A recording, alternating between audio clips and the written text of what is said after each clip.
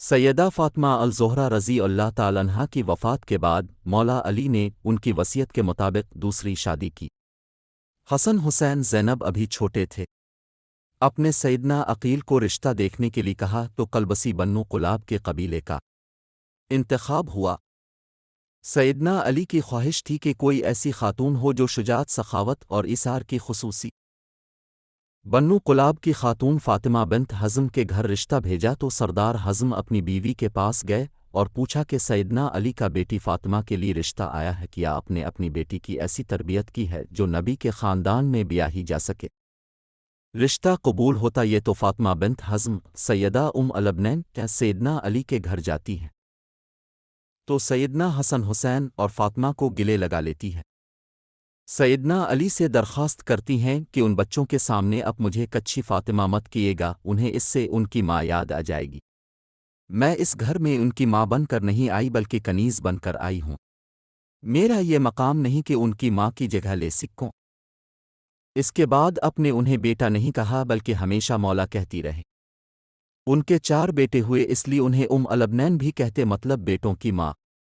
اپنے بیٹوں کو ہمیشہ حسن حسین علی کی صرف اطاعت کا حکم دیا، ادب سکھایا اور کہا جو وہ کہیں بس حکم بجا لانا ہے، بحث نہیں کرنے۔ یہ 4 بیٹوں میں عباس ابن علی، عبداللہ ابن علی، جعفر ابن علی اور عثمان ابن علی تھے۔ سیدنا عباس علیہ السلام لشکر حسین کے سپہ سالار بھی رہے، شجاعت میں یہ ایک مقام رکھتے تھے، دونوں ہاتھ سے تلوار چلاتے تھے۔ جنگ صفین میں سیدنا علی نے ان کو بھیجا تو محمد بن حنفیہ کہتے کہ مولا اب صرف عباس کیوں آگے بھیجتے ہیں؟ تو سیدنا عباس کہنے لگے حسن حسین میرے ابا کی آنکھیں ہیں اور میں ان کا بازو، اور بازو ہمیشہ آنکھوں کی حفاظت کرتے ہیں۔ حالانکہ عمر میں حسن و حسین سے چھوٹے تھے، مطلب کہ یہ سوال بھی نہیں بنتا، ماں کی تربیت ہر مقام پر جھلکتی تھی۔ واقعہ کربلا میں جب ایک ایک کر کے لشکر حسین کے سپاہی شہید ہوتے گئے تو سیدنا عباس نے مولا حسین سے درخواست کی کہ مجھے جانے دیں۔ سیدنا حسین ان سے تلواریں لے لیتے ہیں کہ بس عباس تم پانی لے آؤ۔ اب پانی لینے جاتے ہیں تو یزیدی لشکر ان پر حملہ کر دیتا ہے، دونوں بازو کاٹ دیے جاتے ہیں۔ وہی جنہوں نے حسین کی حفاظت کرنی تھی، گھٹنے میں تیر لگتا ہے، حسین عالی مقام کی آنکھیں بھر آتی ہیں۔ سیدنا عباس مولا حسین سے درخواست کرتے ہیں کہ میرے گھٹنے سے تیر نکال دیں، اور کہتے ہیں کہ مولا میری والدہ سے کہہ جی گا کہ عباس کے دونوں بازو نہیں تھے، اس لیے صرف آپ کو تیر نکالنے کا کہا۔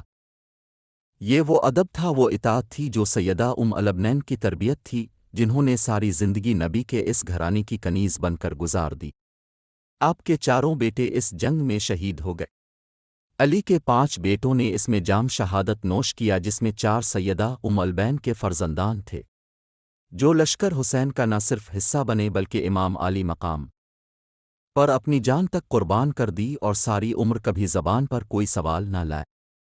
واقعہ کربلا کے بعد جب قاصد خبر لے کر مدینہ منورہ پہنچا، سیدہ البنین کو جب بیٹوں کی شہادت کی خبر ملی تو کہا عباس شہید ہوا، جعفر شہید ہوا، عثمان شہید ہوا، عبداللہ بھی شہید ہو گیا۔ فرمانے لگی سب چھوڑی میرے مولا حسین کا بتائیں تو بتایا کہ وہ بھی شہید ہو گئے، تو کہنے لگی کیا میرے بیٹے بعد میں شہید ہوئے؟ مولا حسین سے تو بتایا کہ نہیں، وہ پہلے شہید ہوئے اور مولا کی حفاظت کے لیے خوب لڑے، تو شکر ادا کیا کہ انہوں نے بے شک حق ادا کر دیا۔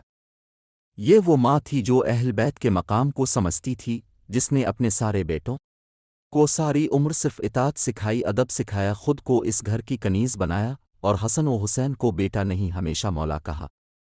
خدا ہم سب کو اہل بیت کا مقام سمجھنے اور اس ادب و اطاعت کی ہدایت فرمائے جو سیدہ البنین نے اپنی اولاد کو سکھایا۔